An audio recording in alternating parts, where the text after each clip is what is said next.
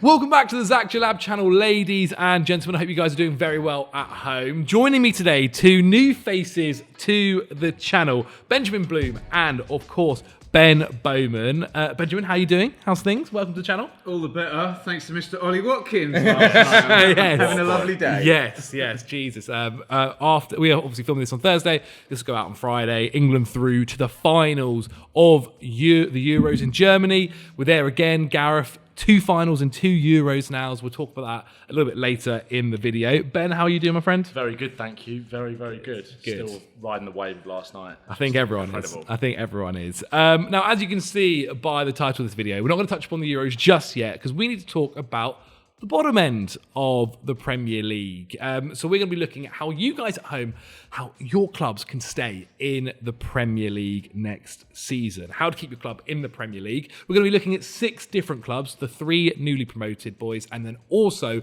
the 3 clubs that were closest to the relegation but weren't relegated last season. So they definitely did not get promoted in the end. So we got Southampton, Ipswich, and of course Leicester City, and then Brentford, Nottingham Forest, and Everton as well. So without further ado, let's kick it off and I think get into Everton because they're quite an interesting team to talk about, because if it wasn't for a points deduction, they probably wouldn't be in this conversation right now. Yeah. They did play good Sean Dyche football, I think, last year.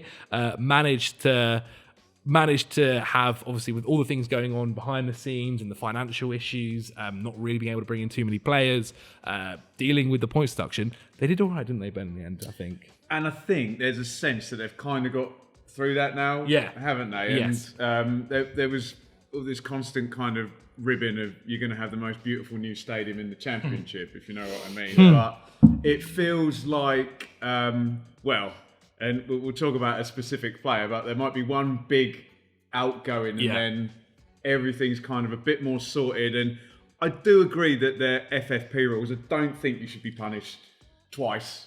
Do you know what I mean? If you're doing a 3-year rolling, so I get it that it would be the smaller sanction. And I think, with my limited understanding, that they're going to be okay. And as you say, Sean Dyche now. Literally. I think so. And we're talking about that kind of outgoing. It does feel like it's going to be either a Branthwaite or possibly an Andre Onana. I was speaking to an Everton fan who said they would actually rather it be Onana because of the way that Sean Dyche wants to play his football and stuff. He's probably not the best player for that system. Obviously a fantastic player, like wins the ball back ridiculously well, can still maybe improve slightly going forward. But I think had a pretty, out of the Belgium squad, was definitely one of their better players, I think. A low bar, but I think definitely one of the better players, that's for sure.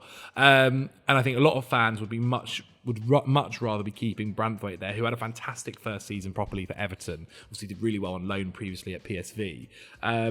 And so it's going to be interesting in terms of who they're going to be bringing in. Ben, where do you think they should be looking towards bringing a player in? Well, I think it's kind of the 2 main areas that you just identified there. Onana, for me, feels like the player, if they can, they should maybe cash in on. I also actually kind of think they've got players within the squad already that can almost fill that void a little bit if Onana was to leave. Decore has always been consistently amazing for them. I know he's ageing a little bit now. Idrissa Gueye obviously came back. James Garner, I think, as well. Someone was pretty decent last season. It's, for me, if Branthwaite was to leave, then obviously that's where you go. But I think the thing for Everton is that they've always struggled to score goals. They've always found a way to get through games. Their defence has always been really solid, but it's always been up the other end of the pitch. And it feels like Calvert-Lewin is another player that they might cash in on this summer as well, potentially. So I've kind of looked at 2 different players based on that. If Branthwaite was to leave, I've looked at someone like Jacob Greaves from Hull, who is a really decent left-footed centre-back, straight out from the back. It's kind of one of those hybrid centre-backs now, left foot, can play left-back, centre-back, almost like that Calafiori kind of mould. I think someone Ipswich might have been looking at as well, right, Jacob Greaves? Watch this space on that one. Keep going. Okay. So I'll go for the other end of the pitch then, because I actually think they've got a good chance of keeping Branthwaite, because I feel like United might move on because of the price. Yeah, well, they put a bid for Lenny Yoro. Yoro, didn't they? So they definitely, which is good for United as well. Way too many times Man United have been like, we're focusing on what Frankie de Jong going to spend all transfer window chasing him down, and then Doesn't eventually go, happen. oh god, we've got to spend 70 million, 60 million on Casemiro in the end. But yeah, no, okay. So I've gone for Tammy Abraham because I feel like he's quite a good replacement for someone like Calvert-Lewin. It feels like he's fallen out of favour a little bit at Roma. Even if they weren't to buy him, like a season-long loan, see how he gets on, a good chance for him to revive his career. Would suit the way they play so well. Another player who we were sort of talking about before as well was Jadon Philogene. I know they're kind of in a little bit of a battle with Ipswich and Aston Villa. And Barcelona, apparently. And Barcelona and Palace as well for his signature. Because it kind of feels like Everton almost... It kind of maybe anti-Sean Dyche a little bit because they are a very functional side and their wingers are very more like up and down, hard working. But it kind of feels like the last season at Goodison Park, maybe they need that sort of spark a little bit, someone to come alive. But I think Abraham, I think I'd like to see him back in the Premier League. It hasn't quite worked out from Roma as the time has gone on. He was great when he first went there. But yeah, I think Abraham, I do... It feels a little bit maybe not the most realistic maybe for him. Maybe he'll look at that and think maybe I don't want to step into a team that could potentially get relegated. But I do think, like you said, without the points deduction last season, they probably would have finished mid-table. They're the fourth or fifth best defence in the league. So I think it'd be quite a decent option for him. I think Tammy Abraham would also fit that. You think in kind of the way, obviously, Everton are now playing their football. I think they're bringing back Harrison on loan. They've still got Dwight McNeil as well as the other. Like they're really the only two wingers they've properly got. Does look like they're trying to get rid of Dominic Calvert-Lewin, but if they get rid of him, then they're left with Beto, who buys him, though, Zach? Well, I thought the whole Newcastle being interested in him in general, I thought was very odd. Yeah.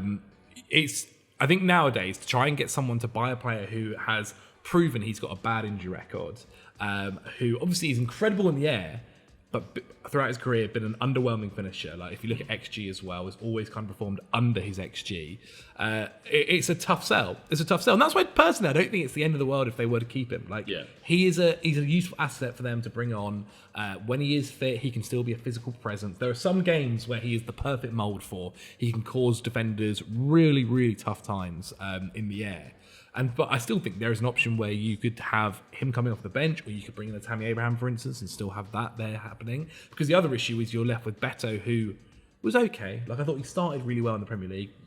As the season got on, it definitely didn't work out. And they've got that youngster as well, the 18-year-old they brought from Sporting. I think it's begins with a C. Chimiti, yes. Yeah. And he's like, could be good. Yeah. But we've not seen anything yet, so it's hard to make a call. And so yeah, definitely that front line I think is a worry. But that is interesting. I do like the shout Tammy Abraham. And also like when you think to Tammy Abraham, when he was 22 years old, he'd made it into that Frank Lampard team, obviously, when they had Chelsea had the transfer ban. And he scored 15 goals. When he was the number one striker for Chelsea, and obviously it was a side where definitely he was there was not really another striker. I'm trying to think who Chelsea had at that time that would be playing otherwise. But he got 15 goals in the Premier League, which is a really solid output. And I think it showed, and he's only gotten better technically since then. Had that bad ACL injury, as you mentioned. So I don't think that's a bad idea at all. And I also think the fee wouldn't be too expensive. No. Don't think it'd be too bad. Even if it was a loan for a year and then see kind of how you get on a loan to buy or something like that. Definitely. And then at least you can sort of... Because also Roma brought in a few different strikers now as well. He's definitely kind of like third in the list, it feels like. Okay, I like the idea. Who do you think we should be going for Everton? So I've gone the other way then. I don't think if you've got a left-footed centre-back and Man United want him, I don't think you get a choice in who you're selling. Do you know what I mean? So my thing is predicated that Branthwaite leaves. Yeah. But we're going to talk about centre-backs probably with Forest as well, so it might all kind of come together. So the big link is Jake O'Brien for Lyon, who is 23, I think, and 6'6", and exactly what Sean Dyche will just. I mean, you're smiling, but he'll set him up to succeed. Think of like a Michael Keane or a Tarkowski or someone like that. So, and given the financial situation, if someone goes for this much and you can replace them with someone younger and bigger for much less. So, and I don't think there's going to be that competition to take someone out of Lyon in France. So I'd go the other end and go Jake O'Brien. Okay. Another good suggestion. I think it does kind of come down then to essentially what happens in real life. Is it going to be the Branthwaite move? Is it going to be the Onana move? It does also feel like the Onana stuff has kind of quietened down a little bit. Yeah, There was talks Arsenal of quite heavily linked to Arsenal, it. and then in the end, nothing seems to have happened. And then obviously Chelsea for a long time were looking at him as well. Beginning of last season. So I think for now, just whilst we don't have confirmation about Branthwaite, I'm going to lean towards the Tammy Abraham side for the transfers that we'll go with, for the one transfer that we'll go with. And to be honest, like financially, let's hope Everton can maybe bring in a couple more than just one transfer. So I think they might need it next season, especially for the wingers. Like I really do worry for them if a Harrison, who last year I thought was like okay, I actually thought Dwight McNeil was really, really good. Yeah, it's great. But if one of them get injured, it's looking rough out there. Obviously, they brought in Iliman Ndoye as well, who obviously did a fantastic job last year. And so we'll see how things work out for him. But it's likely he'll more play like as a 10 position. So they're still needing that number 9. All right, from a classic Premier League side like Everton to one of the new boys, let's talk about Leicester City, because things are going to be really interesting here. Just lost their manager. Brought in Steve Cooper. Just lost probably their arguably the best player in their squad last season in Kieran Dewsbury-Hall, joining Chelsea. Bringing in this 18-year-old midfielder who's highly rated but has not played any senior football in Golding from Chelsea. Caleb Okolai looks like he's joining from Atalanta at centre-back. Fatawa's now joining permanently as well. He was brilliant for Leicester last year. But the big issue, I think, at the moment, guys, and again, you might think differently, midfield. Losing Dewsbury-Hall is a real system kind of killer, but the thing that actually might help them out here is they haven't got Enzo Maresca anymore, who is someone that was so determined to play this one side of football, and like if Enzo was still there and they'd lost Dewsbury-Hall, it might be actually a bit more of a bigger issue. Still a big issue nonetheless, because he was fantastic. And I actually thought when they went down originally, I was shocked no one actually went in for Dewsbury-Hall, or if they did. If they did, he didn't. It was shocking that he stayed. Yeah. Because he was definitely, I thought, in the Premier League. Obviously, James Maddison was the outlier. He was always going to leave. But after him, it kind of felt that Dewsbury-Hall was the other one that might get a move somewhere. Luton obviously had a good time there, and when they came up, you thought maybe there could be a move to Luton from Leicester. And so, very honourable, I think, to stay down with Leicester and obviously do such a fantastic job with them. So he's got his move there. But we are looking at a midfield currently of Harry Winks, who again had a fantastic season last year. He's probably a Premier League midfielder, shown that now as well throughout the years. Samare, who Leicester fans do not like and do not want in that squad. Hamza Chowdhury, who again had a good year last year, probably one of his best seasons if we're being honest. Played right back a lot though. Exactly.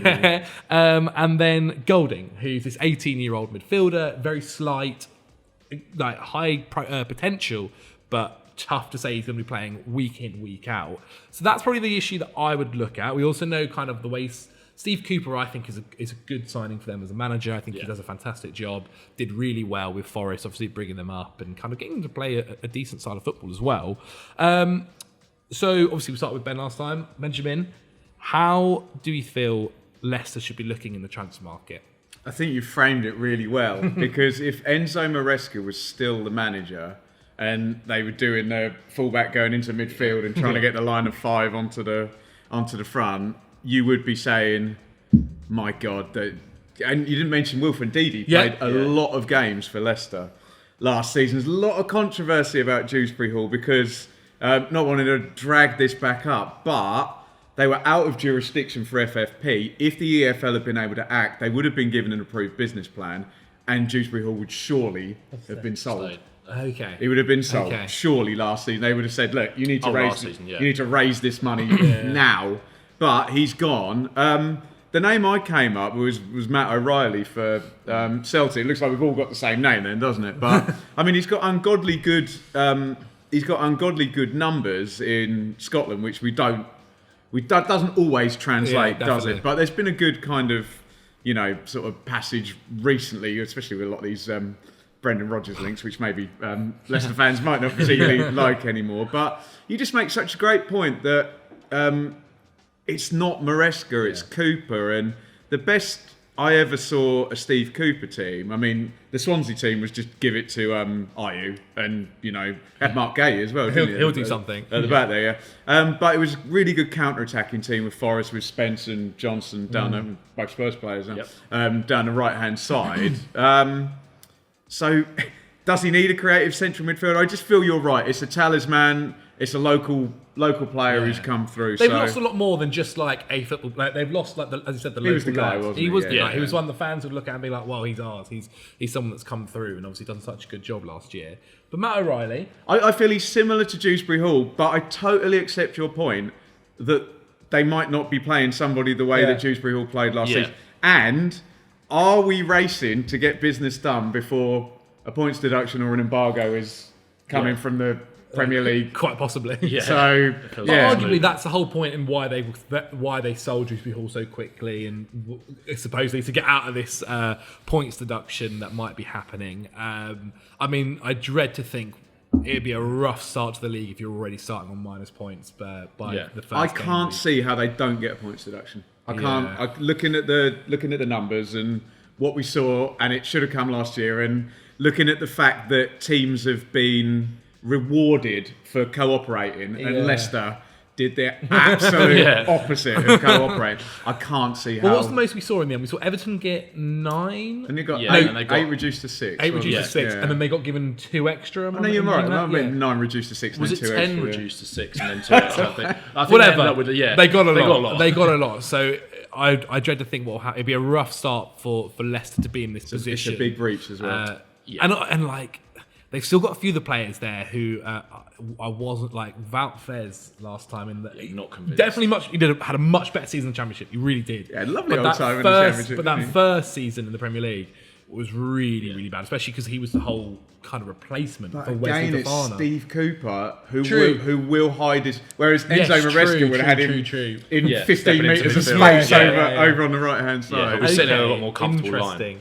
I do like the shout of Matt O'Reilly. Firstly, because I think he's obviously had a fantastic season, and there's been a few clubs that have supposed to be looking at him. goal Yeah, it's contributions, ridiculous. yeah. It's outrageous. And he is also someone, I think when you watch him, you think you can see him translating to the Premier League decently well.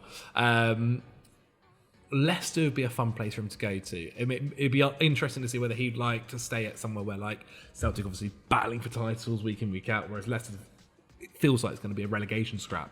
Okay, Ben, who are you going for? I had 2 names. One of them was Matt O'Reilly, but I've also got a bit more of a vibe shout. If you sort of maybe take the financial situation away from it, it will be a really hard deal to do given that financial situation. And We've got to have a bit of fun here. We've got to have Exactly. a bit of fun here. We do. I've gone going down the line of that Dewsbury Hall replacement because it feels like they've got great options out wide, which suits a kind of transitional Steve Cooper team really nicely with Mavididi, with Fatawu as well. Fatawu against Southampton, sorry to interrupt, the hat-trick was the best individual performance I saw by a Championship player last season. So continue. good. Well, he did have a good year. He did have a very good year. Even through the middle as well, they're still pretty well. It feels like they can maybe do a striker. They've got Tom Cannon, Vardy's still there. But Vardy's like...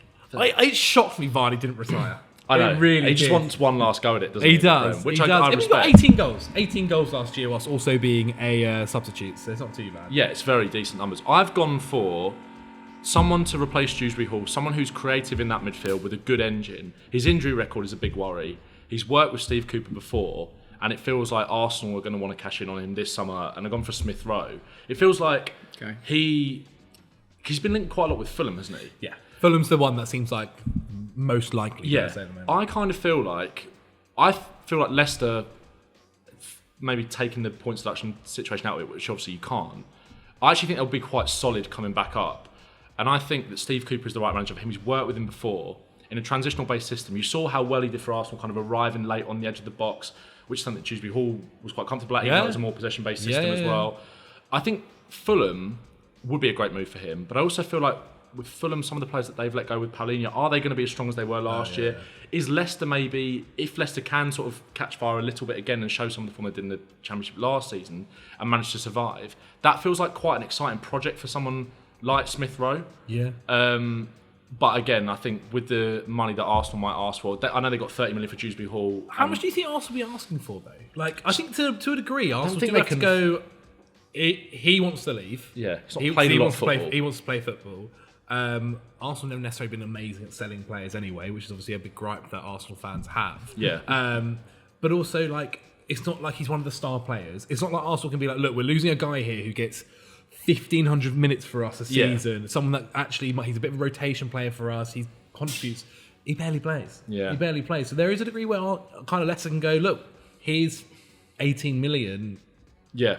Deal with it, kind of thing. Yeah, I think I could see that potentially. It's just whether they will have that, even that amount of money to spend. But they got 30 for Dewsbury Hall. If that kind of has helped them clear a little bit of the situation that they're in, I just think it'd be a really good sign. I think to get his career back on track with someone that he's worked with before. I think was it the under-17 team England, for Steve Cooper.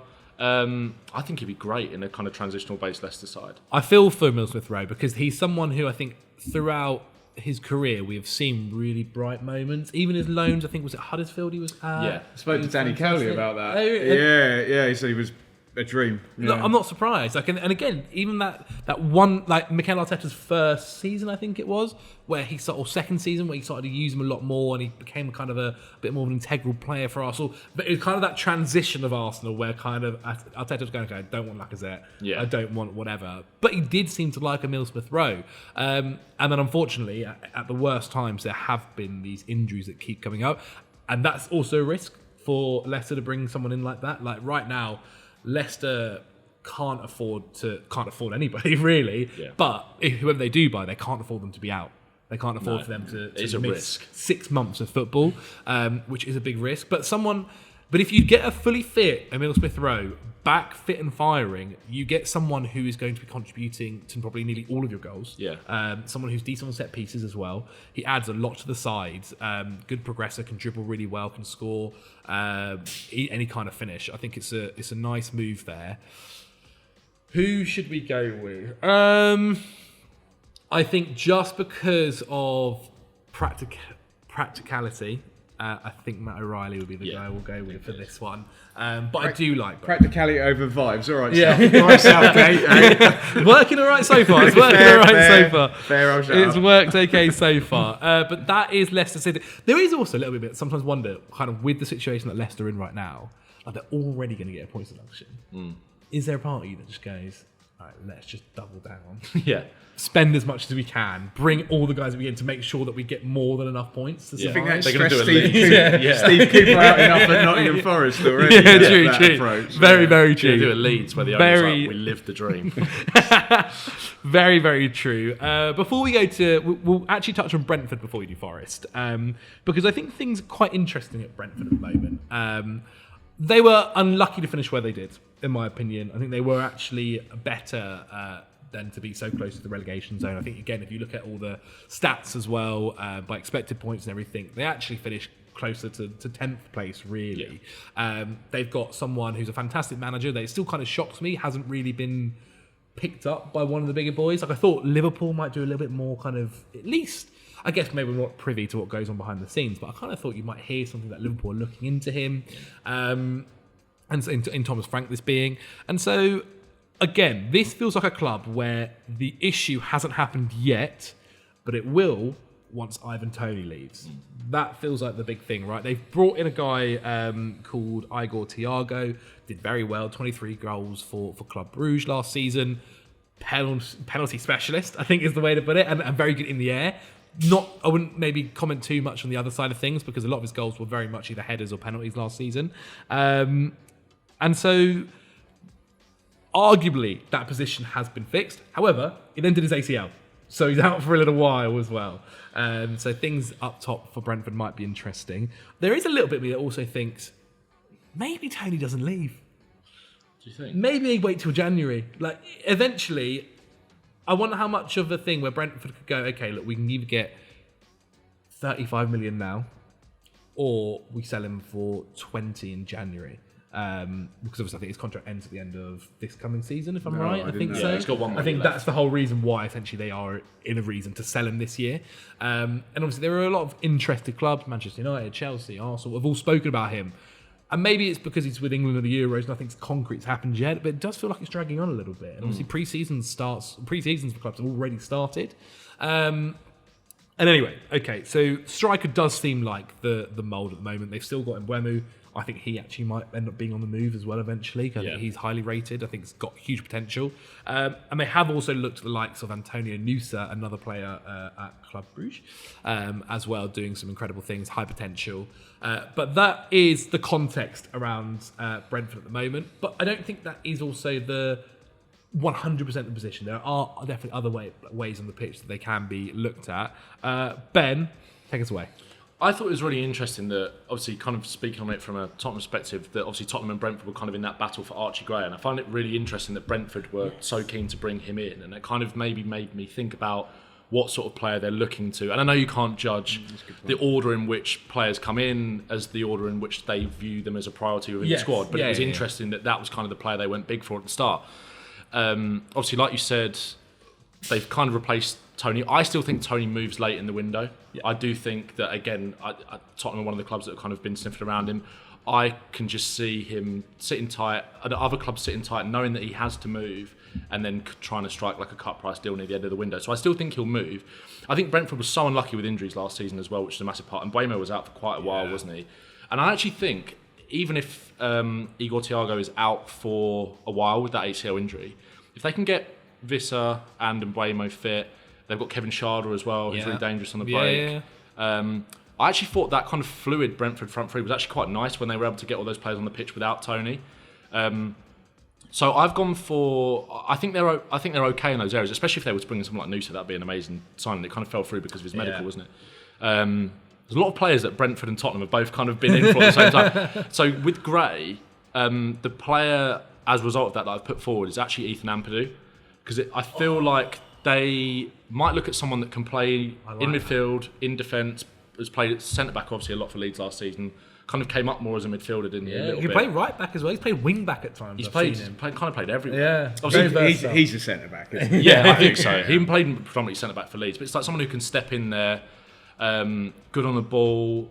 Is he Leeds captain? So it would take a lot, especially with Leeds selling Gray. I feel like that was the signing that they needed to get off the books to say, okay, we're Remember, there was a dealing clause involved in that, so there was a element that they kind of didn't have a choice. Oh, what, with Gray? Yeah. It felt inevitable, didn't it? And obviously, I was thinking about left back as well, because obviously they had Rico Henry out for such a long time. They had Reguilon come in, who did decent for them in the second half of the season, so I was maybe looking there. But I think Ampadu, is someone who could be. I feel like versatility is so important in modern football. Again, it'd be very tough to get Leeds' captain out there, but it feels like if they were willing to spend 30-odd million on someone like a Gray. Ampadu's only 23, so it feels like he'd be. 23. Yeah, it feels like he'd be valued maybe around a similar price. I quite like that. I could see it as a Brentford signing as well. Yeah. Someone to play with Pinnock at the back. It feels like Ben Mee is a good squad player, but he's getting on a little bit. I don't think he played a lot towards the end of the season. I don't know if he was injured. I can't actually remember. But yeah, I quite like the idea of Ampadu. You know what? I've maybe again bit my Chelsea bias coming out a little bit here, but Ampadu was someone who I think was really overlooked by a lot of managers at Chelsea. I don't know, he joined Chelsea when he was 16 years old. He was playing for Leicester City when he was 16. Yeah. Like, it's ridiculous the level he's played at. He's played internationally now for a long, long time, obviously, for Wales. And someone who's had a lot of experience, actually, at a lot of different clubs. He's played over in Italy for several seasons now. He had a really, really good year with Leeds last year. And someone that can kind of do it all. I don't think he's like the biggest physicality. Obviously, he's not the tallest centre-back in the world. But I don't think he gets like muscled off the ball very easily either. And he's a very smart player too. Not with Joe Roden next to him. Exactly.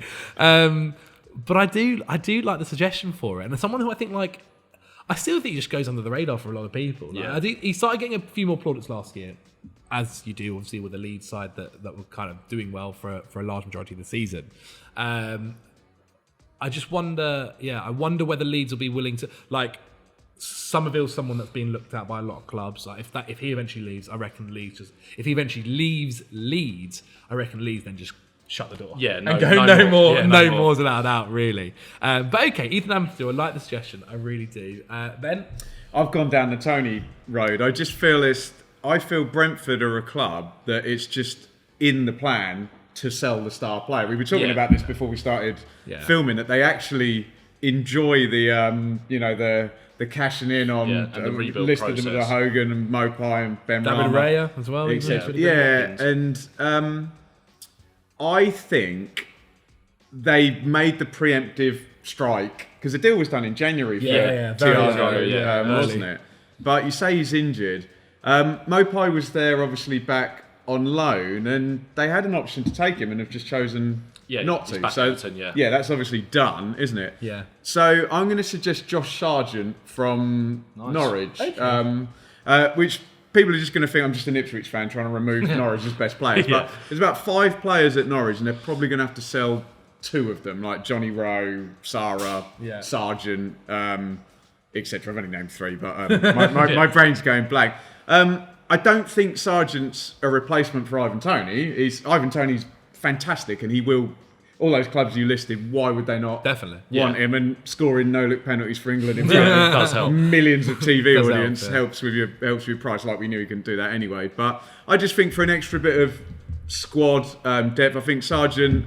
He stank it out with Norwich initially in the Premier League. Yeah. Really good last season. If you look at, it was one of those weird ones where I don't always pay attention to this, but points per game with and then points per game without. It was vast, and I just feel he can play either side. Good physicality, good age, knows England now, and I think he's a good. I think they call it a roster player in American sport. So, as an accompaniment to Thiago, who's already there, but possibly not going to start the season from what you guys are saying, I'd say suggest Josh Sargent. And you are right in that fact, because they can't, to a degree, Brentford can't go and say, okay, well, we've got to go buy out a brand new flashy player who will be our starting striker, when you've already kind of done that, as you said, with Igor. So someone to kind of help him there. It does also mean that I think what's going to be interesting for Brentford, obviously it kind of happened last year because of the ban for Toney, but the goals need to be shared out. Yeah, they're not going to have a striker, even with Igor. Like I don't think they're going to have a striker who was like Toney, close to 20 goals, or did he get 20 eventually? But anyway, scoring a lot of them. Like it's going to have to be shared out. I think if anything, the leading goal scorer will probably be Brian Mbeumo if he stays. Right, that's the way they can play their football, and it also allows them to have several different kind of ways to play forward. They can play with front 3, they can play in a front 2, they can play with a leading man if needed, and allows the attack to keep building. I really hope Brentford improve results-wise next season. I like Brentford. I think they have... I just like the way they've built their club, and just around statistics and trying to build and getting players that are maybe undervalued elsewhere. They've done a very good job at doing that. And so with the transfer, I'm going to have to go with Ethan Ampadu. I think just due to... I think maybe there's a little bit of bias there, but I like it. I think either move works out pretty well. But maybe the Ethan Ampadu move is a little bit more needed, especially if they were looking at bringing in someone like Archie Gray. But there is an argument to say that Archie Gray just has such high potential that any club doesn't want to miss out on him as well. Yeah, I do feel a bit like that. Okay, so we'll go back down. Sounds like the coffee machine behind us is absolutely on one today. Sorry if you can hear that. I'll have one if you make it. Going crazy. So let's talk about Ipswich. Let's talk about Ipswich, Ben. Come on, let's do it. An amazing feat, firstly. Arguably, you've done the best deal you possibly could by keeping McKenna as well, especially after being linked to Manchester United and Chelsea. Incredible job to do that. Brought in Omari Hutchinson, brought in Ben Johnson on free. Looks like there's going to be... Was it free for Ben Johnson? Yeah, free for Ben Johnson. Looks like there's going to be possibly a few other moves that are happening as well, even by the time this video goes out, possibly. So we'll see. Feels like goalkeeper's the big one. But just before we talk about kind of the positions in general, Ben, how are you feeling for being back in the Premier League? How do you think you'll do next season? I got no idea. I thought I put in my predictions last year 12th, and they finished second, because you kind of like, okay, we come up from League One, really, well funded. Let's just not get relegated. Yeah, well funded in League One, but you're against the parachute teams in the Championship, and you have no right being above any of them, let alone 2 of them by the end of the season. But I mean, as you're totally right that Ipswich with McKenna could pick 6 or 7, maybe 8 different positions. Ipswich without McKenna, you're probably looking at someone coming in and thinking, okay, I have players that were playing in League One and you want me to keep them in the Premier League. Good luck with that. I don't know. What I will say is stability, continuity, players coming in at the start of the window, they just need to get a hot start, don't they? They need to be at or over a point per game at the 10-game mark, and that's how, say, a Brentford have done it. And look, okay, the Burnley possibility is a possibility, I get it, but I have to say the 9th place Sheffield United finish and the 9th place Leeds finish, where teams just basically kept the same team and just went for it. And shocked them. And shocked everyone. Yeah. So, I wouldn't be surprised at any of those. But I'm going to be one of those horrible cliche people. After the last 2 years, they can serve me up whatever they like. It's been utterly incredible. So. That is funny. I mean, it's. I think a lot of clubs, to a degree, will have just no idea what to do. Like, as in, because the way Ipswich play their football, there isn't necessarily like this one way of being like, okay, well, we have to press them in this exact way because they'll go over the top, or they can play out through the back. There is this really interesting. They've been super, super interesting and playing some, very nice football. As I said, Ben Johnson and Murray Hutchinson done. Keeper has left the club. He's not staying. Who would you be bringing in?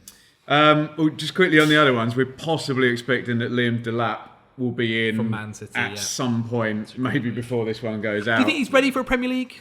I think he's ready to be with George Hurst, 2 strikers to share one position, to share out share the 90 minutes between them every game. And the number 9 position at Ipswich, you have to do a lot of running, you have to do a lot of pressing, and you can not score a goal in that system and have had a really good game. Yeah. And George, it was notable that Ipswich had Kiefer Moore, who's like a championship promotion specialist now with Bournemouth and Ipswich. As soon as George Hurst was fit, he was straight back in the team.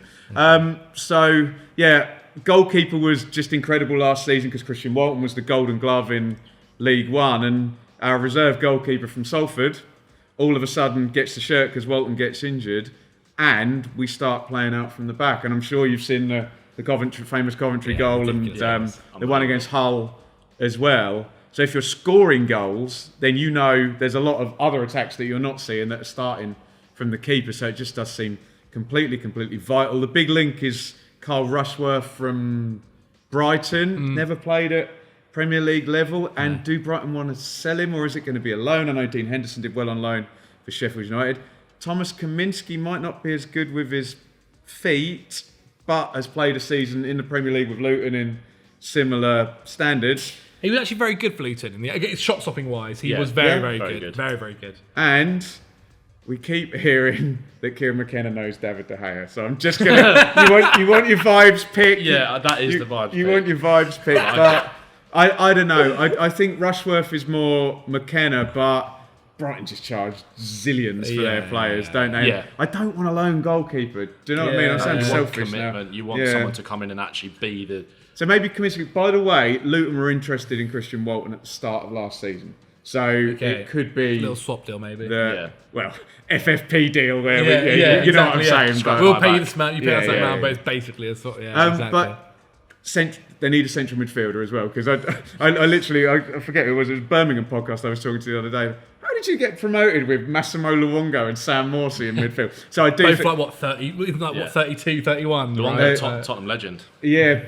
But sort of. he's not going to be. No, not going to be. Love him. So there'll need to be a central midfielder going. But I agree 100%. With you. The more important position for the pattern of play, getting now, July, is a goalkeeper. So I'll go with Kaminski on the basis of more likely he's getting full time. Okay, or David De Gea, who also can't play with his feet. Can't play with his feet on the back though. Either David De Gea. So that's a fair. Maybe not the best. It's for the vibes. Exactly. It goes from what, $300,000 a week at Manchester United. Who's the keeper Forest got? They got a real famous. They've just signed. They signed Keylor Navas. Navas. That's it. Navas. It'd be like that, wouldn't it? Yeah, they have just signed a 6'8" goalkeeper, which is ridiculous.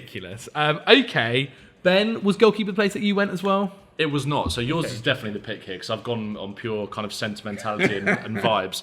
I've gone for Dele Alli because I feel like it would be. I kind of just want someone to take a chance on him. I feel like not just from as a Spurs fan's perspective. I feel like a lot of people kind of want to see him given that second chance somewhere. Well, he's a free agent. He's a free agent. Yeah. He's training with Everton still at the moment. I think they've allowed him to continue his rehab program in terms of his injury with old is Everton. 27, I think. Yeah, he's crazy. I know, it's unbelievable. And it's like, if you can get anywhere close to the version that we saw 5 or 6 years ago, you'd have a hell of a player. Combining with David De Gea,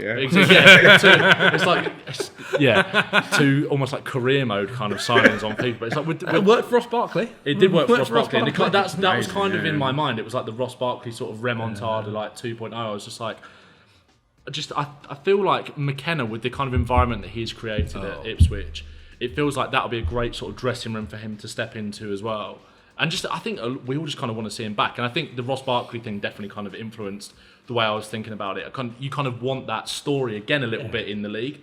But the goalkeeper, I think, is the definite the priority. But it was just, I think as well, for someone, either I think for me, like a team that's either just gone down or is at the top of the championship, or someone that's just come up, I think that would be the perfect place for him to kind of like refocus and sort of just like... Someone will really, take him. I think someone will. Yeah, someone will take him. Part of me kind of hopes I don't think a championship move would be the worst thing in the world. I really don't. I really No. don't. Like, I know, obviously, there is probably an element, I think, sometimes with players, and obviously he's gone through an incredible, like, crazy few years. But there is an element with players. Like, he was obviously a championship player when he was at MK Dons, and since then, he went on to this incredible rise with Tottenham Hotspur. And to a degree, part of you will probably always think, like, I'm still that same player. I'm still a player who scored. It is in there. What was it? It was double digits of both goals and assists. Like when he was at his prime, League One? in League One, Yeah. when he MK, was I at think, wasn't MK, it? And yeah. I think he was far. It was something like he was faster to 50 Premier League goals than like Lampard, Gerrard, Scholes. And it was But just incredible. we were looking like it felt like we were looking at a player because even think about he was in the 2018 World Cup squad with Gareth. Yeah, scored in Like, the he final. started, he scored. Yeah, He yeah. scored. Like this was someone who was on a ridiculous trajectory. And unfortunately, things obviously didn't end up as they felt like they were going to. But there is an element where I think when you talk about him, you think there's still this guy there who can have this impact on a team. And maybe, to be fair, for a team like Ipswich and for a guy that's not going to be... You think the wages aren't going to be too bad as well nowadays. Could have a... Well, Connor Chaplin's job, he was top scorer in League One, was basically play number 10, stand about 10 metres behind Leif Davis and just knock it in 20 times a season. So I don't know whether McKenna might lose the number 10 from the, do you know what I mean, from the system for the Premier kind of a bit League, more but structured, that remains to be seen. But it's good fun. Yeah, it's good fun that was for sure. that was the way I wanted to go with it. But I think the keeper is definitely the most. Well, the the keeper will definitely happen, but this is... I know what you're saying. There's some extra sauce, and for anyone who raises their eyebrows, your Ross Barkley example is a good debunking of... And to a degree, like, obviously we see Ipswich financially are pretty good. And so, like, I think for some of these teams that come up, there is maybe a player that's always worth a risk. Like someone who, if it pays off, like you're looking at someone that could not just keep you up, but make you go that one step further and maybe later down the line you can get money for them as well. If you don't Thinking sell them about on. Jesse Lingard at Forest now as well. Yeah. Jesse Lingard at West Didn't work out. Yeah, but, yeah. you know. But then you also got Jesse Lingard at West Ham. So maybe amazing, we'll see. Okay, Ipswich. I think they are going to be one of the most interesting stories next season for sure. Ben, I'm sure you'll go through the highs and lows throughout the season. Okay, let's talk about Nottingham Forest. We've mentioned them a few times. Things are interesting over there, I think. Financially, big issues. We've seen people talk a lot about their players. Morello feels like he probably will be leaving. High quality player, fantastic player, that's for sure. We've seen a lot of talks about Gibbs White, possibly. We've seen Spurs linked to Callum Hudson-Odoi. So a few of their players could be on the move, and they also might have to sell a few of those players just for financial reasons. We've also seen a couple of players already leave. Scott McKenna was released. Felipe went to retirement. So midfield could also be quite interesting as well. Does feel like they've sorted out the goalkeeper issue at least. I mean, they've brought someone in because last year their keepers were atrocious. Whenever a side are signing 3 different goalkeepers in a season, you know there's a bit of an issue. Yeah. So they've now got a fourth in Carlos Miguel, who is a 6'8" goalkeeper from Brazil. I think they brought him in from Corinthians. Who knows? Maybe he is incredible. We'll see. They have also brought Elliot Anderson in from Newcastle. That deal in general was very interesting. Yeah. And they've also brought in Eric Silva Moraia, who is a right winger, 18-year-old. He's actually the brother or cousin of a Chelsea Academy kid as well. could be good. No one knows yet. We'll see. So yeah, I think the biggest issue could be the defence because if Murillo does leave, it means that obviously Bolly, who is I actually always think been a good Premier League player, but is a bit more injury prone. Nuno loves nowadays. him, though. Nuno does love Nuno's him, boy. indeed. Worrell, I think he could be leaving as well this summer. So defence does seem like a bit of an issue at the moment for Forest. Not to say that is the position you have to go for, but Ben, who have you picked? Well, there was a couple of players in mind based on the defence, and also if someone Gibbs White was to leave, so I kind of put a bit of a replacement for him forward as well. I do think if Gibbs White was to stay, I think they're quite well covered in midfield with Sangare as well, like you said, Elliot Anderson coming in. The defensive player that I put forward was again someone who could potentially, a bit like Ampadu, someone who's a bit more of a hybrid, was someone that Nuno bought for Wolves, and that was Dendoncker, who's at Villa, who's only played, I think, he only played like 8 games last season. And again, he's very versatile, quite decent on the ball. It feels like that's an area where they need to strengthen a little bit. My other shout, which was more of the Gibbs White replacement, was Andres Pereira from Fulham. Because I feel like they're quite similar profiles. I think he's only 26, 27 maybe. Younger than you think. Yeah, 3 goals, 7 assists last season for Fulham. I feel like he's quite a similar player in a way. That was my shout for that. But I think Dendoncker, and it's not the sexiest option in the world, but I think someone who's not played a hell of a lot of football, who Nuno knows, who again, like with this squad that he's kind of building at Forest, and wherever he's been, he's like to kind of almost bring his guys with him a little bit. And I think the sort of market that they could be shopping around for centre-backs is quite difficult. Because again, like if they were to lose Murillo, we know that, like we were talking about Branthwaite earlier, left-footed centre-backs are gold dust, like absolute gold dust. And Murillo has been linked with Arsenal a little bit. Again, that will die down now with Calafiori. Murillo's linking himself with exactly. He's a player that a lot of teams will definitely be looking at. I do feel like he might give them one more year. I do feel like there's a chance where he stays for another season.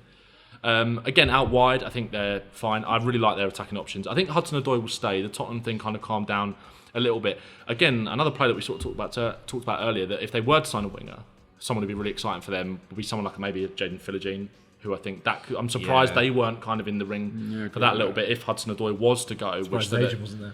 Yeah, exactly. Outside the Nottingham Forest training ground.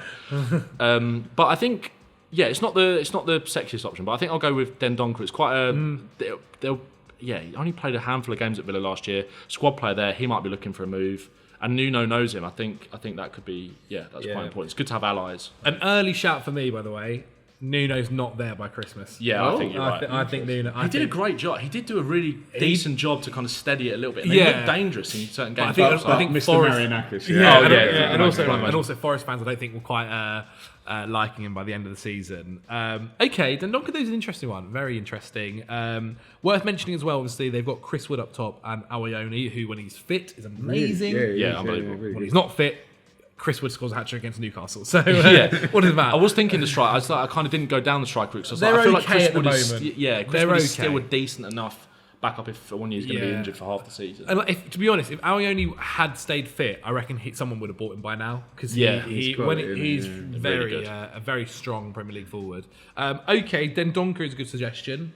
I've gone down the Murillo route as well, and I quite like these quotes of, well, there's Man City. That would be a good move for me. I think Liverpool would be good. So I'd be interested to pick your brains on this. I've gone that Murillo goes to Chelsea. Okay. And Trevor Chalobah. Yeah, I like which that. feels very Trevor, Forest. Yeah. We had him on loan at Ipswich as well. Poor guy. We had him on loan at Ipswich when he was about 17 in the worst team we've had in poor guy. But it probably did him the world He's of had good. a couple of interesting... He went to Lorient, I think. Lorient's in France as well. But he's so experienced. There. I looked it up when we were researching. He's like 24 and, dare I say, it might be a helpful FFP deal for both Nottingham Forest and Chelsea if Murillo goes for this amount and Chalobah goes the other. It just feels a bit Hudson-Odoi type. Yeah, I get that. Guy who's come Chelsea through a only real got big 3 million million for Hudson-Odoi. Really? 3 million for Hudson-Odoi. It was absolutely ridiculous. But yes, I do. So I'll go Trev Chalobah to replace Murillo. Interesting. Okay, because Trevor Chalobah is someone who I really hope it doesn't, but someone who there is a point where, like, as a Chelsea fan, I think when I say I don't think a player should leave, I do also feel like I'm trying to hold all of them to have everything. But he's He's a guy that's super versatile, right back, centre back, DM, great, decent in the air, can pass the ball decently. Like, he is good at basically everything. I don't know if I would say he's exceptional. Also, one thing, but that's not necessarily a bad thing. He's only 24. Yeah. Like, this can come in time. Really good mindset as well, I think, whenever I've seen him play, and also like done interviews and stuff like that. Nuno will improve him defensively. Yeah. So it's like if you have a year with Neil Warnock or Mick McCarthy, you do come back a better defender, don't you? You do. And I do wonder if there's like I said, Chelsea sell it's pure profit, as they say, academy player, someone that they would they'd get a lot of money for. And you're right, Chelsea do seem to have a bit of an interest in Morello, a defender who can dribble past 4 guys and have a shot from the halfway line. I will go with. I think Forest fans would also be a lot happier with a Chalobah than Dendoncker. So maybe something does happen there. I think that would work out for a lot of parties. Plus, he knows a lot of the guys at Nottingham Forest. He's played with Hudson-Odoi throughout his career. He would know Gibbs-White from the international setup. Like, there's a few, I think he'd get on quite well there. And I also think he'd perform there. And it'd be one of those classic things where come January, everyone goes, why did Chelsea need a centre back? It's got Here's that a guy all over it. Literally. But I do like that suggestion. Guys as well, let us know in the comments below what you think of the suggestions and if there's anyone else that you would be recommending. Our final team then to talk about, before we chat a little bit about England, Southampton. Because things there are... I think some Southampton fans, because I actually went to the playoff final, and some Southampton fans were very shocked, I think, the fact that they went up. By the end of it, they were all kind of like, oh, this is... Because beforehand, I was talking to some, and they were talking about how Kyle Walker-Peters, like, if we don't go up, he's going to go. Yeah. Flynn Downs isn't going to come back to us next season. There was a lot of talks of kind of very negative talks. And understandably so, I understand why. They're playing against Leeds, who are obviously high favourites to go up. And there was a lot of talks at Southampton about basically just what we're going to do if we don't go up, basically. Stuart Armstrong, Che Adams, everything. And in the end, they did. And so it looks like Kyle Walker-Peters is going to be staying because I think he's normally someone that whenever someone's looking for like a full-back or a wing-back, you're going to go, get Kyle Walker-Peters. He can do the job fantastically well. Him in the Championship last year. He's a super talented player. And another one of the same ilk where kind of you say, how did no one go in for him? Or if they did, like Southampton did a very good job to keep him. But things are still... There are still a lot of areas that are going to be interesting for Southampton next season because it doesn't look like Flynn Downs is going to be coming back at the moment anyway. Obviously, he's a West Ham fan. They've got a new manager at West Ham, so it feels like he might get a second chance there. Ward-Prowse by the end of the season wasn't necessarily lighting things up for West Ham either. So who knows what will happen on that part. Defence, I think, is arguably okay. I think left-back could be a place for them to possibly improve on. Up top, Che Adams and Armstrong. Hopefully, Armstrong will have a better season than he did last year, but I can completely back Southampton fans being okay with those two kind of going into next season, especially as kind of like Djellab now looks like it could be going to Ipswich, and he was rumoured to possibly be going to Southampton. I think someone was telling me about Troy Parrott as someone that could be interesting. I don't hate that. But anyway, there's basically, I think, anywhere across this squad you could bring someone in and I think there's a completely reasonable suggestion. Even goalkeeper, like McCarthy is fine. Yeah. Bazunu didn't have the best year in the Premier League, but absolutely fine as well. So the other guys they've already brought in, Howard Bellis signed permanently, fantastic deal. Would have liked him at Ipswich. Yeah, not surprised. Yeah, Nathan Wood, centre back, a guy called Ronnie Edwards, Charlie Taylor, and Adam Lallana is back home. Is your left back, Charlie Taylor? Yeah, okay. I mean. Maybe we'll see. Who are you going to suggest for Southampton, Ben? So you know when we were having the Leicester conversation with they haven't gone up with Maresca. Southampton have gone up with Russ Martin, so we know we're going to get hyper possession. And I love Russ Martin. I've spent a lot of time getting beat up on trying to defend Russ Martin and losing the argument quite a lot of the time. But he's done it. He's up. Some people have said he failed upwards, but he's there. And sometimes I think he overthinks it. And the feedback I got from the Southampton fans was, got all this lovely kind of midfield rotation, but the guy that knits the whole thing together is muggy old tough nuts, Flynn Downs, in the set. You know, he was the actual one who would put his foot in. And okay, he's not going to be your, who's that Italian, Verratti, you're going to get 105 passes every game or whatever. So my concoction involves Walker-Peters to West Ham and then Flynn Downs the other way, if they thought they were going to. It's difficult because you don't want to lose Walker-Peters because he's clearly Premier League quality. Yeah. And I thought Stuart Armstrong was one of their best players, and the contract's run down. Yeah, I've always liked Stuart Armstrong now as well. So if Flynn Downs and Stuart Armstrong, that's their central midfield, and it was Joe Aribo who played in the playoff final. Yeah. I don't think the fans. So they've knitted something together. They need a central midfielder. If you've got Downs, who, I mean, I take your point that is the new West Ham manager going to want to have a look, but I think Southampton fans would be very pleased to see Flynn Downs back. And again, I wouldn't mind him at Ipswich, where he started, obviously. So no, I think if they can get Flynn Downs, then 100% sign the dotted line, get it done right now and then. I did also have a fan suggest O'Reilly as well, so we mentioned him earlier. Yeah. That they would like someone like him in. I just think with Flynn Downs, if you are a boyhood West Ham fan and it didn't go well the first season you went there, you now say, okay, I've just had an amazing year in the Championship, like, give me a go. If, say, by January he's not playing, I reckon then he'll be like, okay, call it. Well, Southampton, like, I'm on my way or something. But I do think if they can get him now, that's he's a very proven himself as a Premier League footballer now, hasn't he? Definitely. Downs, and had to kind of drop that. So I think he's either going to be playing in the Premier League with West Ham or Southampton next season. Yeah. I think it's fair enough. That's very fair enough. Okay, Ben, the final suggestion. I've gone for Flynn Downs. I think it was like, and I've literally said enough, exactly man. the same thing about it. Feels like West Ham are sniffing around Walker-Peters a little bit. Yeah. That's quite a nice little sweetener in the deal if Downs was to go back the other way. I think we sort of touched on it a bit with Ipswich with Hutchinson. I think, and like you said, the good thing about Southampton and Ipswich is they've both gone up with the manager that got them to that point.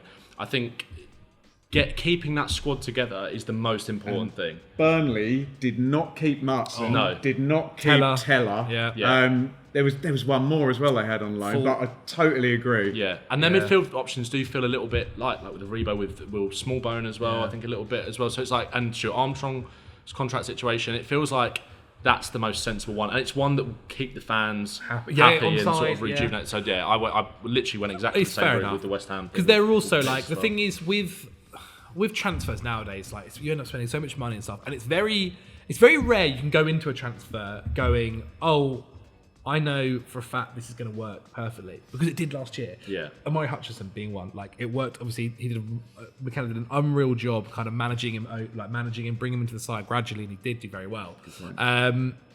But then Flynn Downs, another one where you just know it's going to work. Guarantee. Very rare you get a guarantee in football. Yeah, and these are almost right there on the plate for you. So okay, Flynn Downs, it is, guys. Let us know what you think of all of these teams and who they should be bringing in this summer's transfer window. There's been a lot of noise in this episode today, coffee machine and buzzing. So I do apologise for that. Just before we go, let's talk about England, because it's very rare, guys, throughout our lifetimes, we've been able to talk about England in a final of a major competition. Yesterday, we saw them, as you said, beat the Netherlands 2-1 in what I think was England's easily their best performance so far this tournament. It felt like we were starting to look a bit more of the classic Gareth Southgate England in these major tournaments. How do we feel about playing Spain? Because they are, I think since the beginning of the first game of the tournament, or since the beginning of the tournament, it felt like Spain. Since Yamal touched the ball. Literally, we're in trouble. It felt like we thought Spain were going to be the best team here. And England so far, we've been quite fortunate with the way our side has worked out. Definitely the easier side of the draw, that's for sure. Lamine Yamal, 16 years old. Ben, what were you doing at 16? Because it's ridiculous. Probably, I don't know, failing to learn how to drive, probably.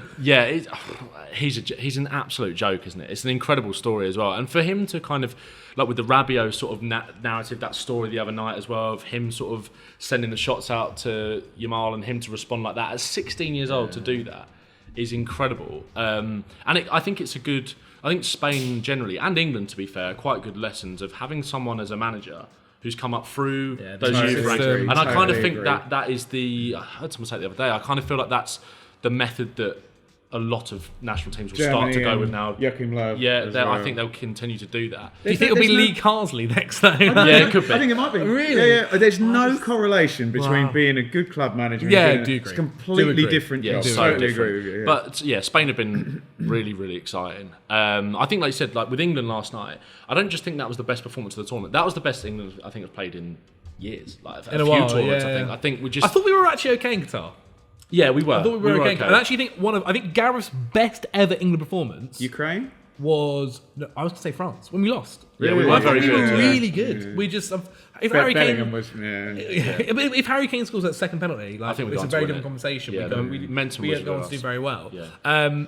But so Spain is going to be interesting. I worry slightly for a Trippier versus Lamine Yamal side. I do kind of hope I saw you kind of sitting there praying, thinking. But maybe it's good that he please. broke out in the semi-final. Do you know what I so mean? so it's an awareness. He's got it out the way. got it out of his He's system. got the absolute worldie You know out what of feels the really way. weird? I find is that like because obviously when you do football content, you do football stuff all the time. Like, I feel like I've known about this guy for all season. Yeah. Right. And then like obviously there was some mates you talked to. Who was like, he's 16. I was like, yeah, he was 15 when he started. It was Mate, ridiculous. try covering the EFL and everyone's like, oh, Ivan Toney takes penalties. No, we know. We've known for 5 years. This is how he does it. But yeah, no. So Trippier, I think it's going to be an interesting one. I wonder if they just think, you know what, sure.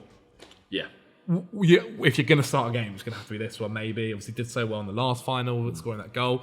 Carl Walker, but even the other side, Carl Walker's not got an easy job marking Williams. Like Yeah. he himself, And he's not had a great tournament either, Walker. I don't think. Yeah, 100%. But I do always think that Walker. What I do feel like has happened in the Netherlands game is the second England have essentially played a team that want to possibly be on the ball a little bit more, want to kind of play football a bit more. They've been able to perform a bit better. They've been able Performs to to the level of the opponent. exactly, don't they? exactly that. 100% Exactly. do. So it wouldn't shock me that against Spain we were incredible. Like, Yeah. we have a fantastic game. But there's going to be a lot of. I think the battles across the park are just going to be so interesting. Your Rice versus your Rodri. They're really good, aren't they? Ruiz Yeah, has really put. So yeah, Olmo when he's come on. Even Morata, even Alvaro Morata, who I think is someone that does such a job for the team, tracking back and constantly trying to putting runs in and pressing when he can, doing a job to allow Williams and Yamal to go and do their stuff on the wings. And then even defensively, like Laporte is playing in Saudi and it's been unreal. Looks like one of the it's best almost like we ball-playing forgot. centre-backs in the world. Literally, it's like we kind of forgot about him being as good as he is. So things are going to be very tough out there. Ben, if I had to make a prediction about how things are going to go. I mean, it's Southgate's. We just have to accept Southgate's England are not Hoddle's England. They're Yeah. not Venables' England. They're not going to go turn into Barcelona 2007 and take on Spain. So my prediction is if we are going to win it, it's going to be a glorious S-house, isn't it? It's going to be a set play. And I am very fed up of the term sit back being used out of context because it seems like any time England do any defending, they're sitting back Yeah, now. yeah. But I think we might see some sitting back. I just don't think we beat them toe to toe. Playing their football. But I thought this team was terrible for most of the tournament. It turned out, they're in the final. The individuals, Bellingham and Trent with the penalty, and Ollie Watkins is my new hero after last night. So go on. We're going to S-house it, and we're going to win the Euros 1-0 is my prediction. From a set play. Harry Maguire, it's going to be like WWE. He's going, oh my God! Harry Maguire's Harry Maguire's music is going to hit. He's going to come in in a set play. Yeah. Imagine. That's a stupid prediction, but you know what I'm saying. No, I get it. I think you're right as well. I think it's gonna definitely we're gonna have to see some big individual performances as well. It was really nice to see Foden fine. I think yesterday was Foden's best ever England game. Yeah, on my word, it was unbelievable. It's good to kind of have come into this final. You're gonna need a few of these guys to step up. Harry Kane, even though he takes penalties so well, and the first 20 minutes I thought he was really good. Again, he kind of drifted off a little bit. I've seen people say do we just start Ollie Watkins? We don't. We start Harry Kane. Definitely. Okay, Ben, what's your prediction? I believe in this England team. I do. I feel like there is. I feel like there is. That's being English, isn't it? Yeah, exactly. But that sort of it's the whole it's coming home. Hopeless thing, isn't it? romantics, aren't we? Exactly. Yeah. So it's like, I think there is a risk, like you say, if we go and try and go toe to toe with them and play their football, it could look like the Spain-Italy 2012 Euros final where they just got torn apart. Don't want that. And it's I know this is kind of a different iteration of a Spain side. That was much more possession based. And don't get me wrong, this side can do that. They've got arguably the best midfield in the tournament, if not maybe in the world, as a kind of a collective group.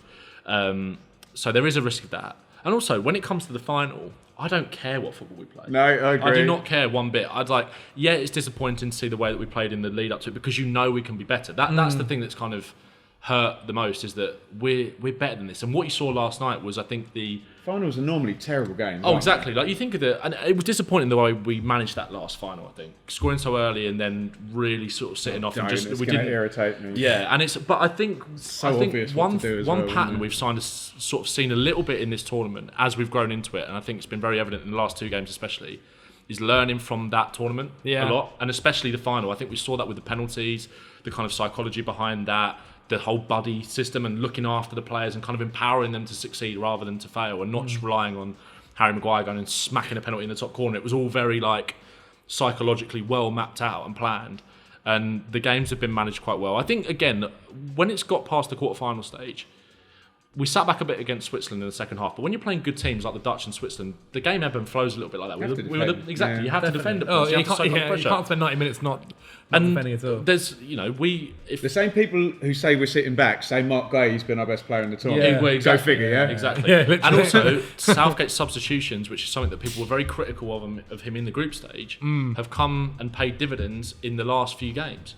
Like Palmer to Watkins last night. Ridiculous. That was, and I think we said it before we were coming on. I think Watkins, the best thing that he did last night wasn't taking Kane off. It was bringing Watkins on instead of Tony, because he recognised where the game was going and what he needed. It would have been easy to bring on Tony with the way that he's impacted the game in the last few games, Slovakia and Switzerland. But he made the change and it worked. And that makes me more confident for the final that we know we can change it. Spain were vulnerable on the break quite a lot against France. France had a few opportunities. And Mbappe had that one where it just opened up for him and he just blazed it over the bar. Like, there were chances there. So I think if we can just sort of sit in a little bit and... I thought we counted a lot well last night. I thought Bellingham was excellent last night as well. I think we're talking about individual performances. Are you telling me you want to see someone smash Rodri and then smash them all? And I'm going to go. I want him to go chase it. Smash Williams. I want him to just go chase it. I turned into Big Sam. Yeah, but I think he's kind of really grown to the occasion throughout the tournament as well. I thought he was really good last night, and I think we're going to right the wrongs of Euro 2021. I think we're going to win on penalties. Well, I think we're going to win on penalties. God, I don't know if the nation can deal with that, to be honest. It'll be interesting. I was just thinking then as well, like, a couple of the goals we conceded as well have just also been like screamers. Like the Xavi Simons goal is a really good finish. Even the first goal that we conceded in the second group game to Hjulmand, Denmark. Great strike. Like, sometimes it is what it is. There's not been like defensively, we have been very strong. But we will see. Let me know in the comments below. That's not a prediction. I never tried to predict. I'll go with the classic score for England so far this tournament, 2-1. Yeah. 2-1. Love it. 2-1. And we'll probably go 1-0 down. Yeah. And then we'll go on from there. We'll see. Let me know what you guys think in the comments below on all of this. England thoughts, predictions, Spain thoughts, predictions, and also the clubs that we have mentioned, who they should be bringing in. Guys, thank you so much for coming on. Ben, if people at home want to check out your stuff, where should they go? You can find me on TikTok, Ben Bowman, YouTube as well. Go and have a look. I'll make sure it's linked down below. And Ben, yeah, so the Benjamin Bloom Football Channel and the Blue Monday podcast, if you want to catch up and learn about Ipswich Town in the Championship. Perfect. Again, the Championship in the Premier League. In the Premier League, yeah. Get that right. It will all be linked in the description below. Guys, thanks so much for watching. Like, subscribe, leave a comment, and I'll see you guys next week. Bye.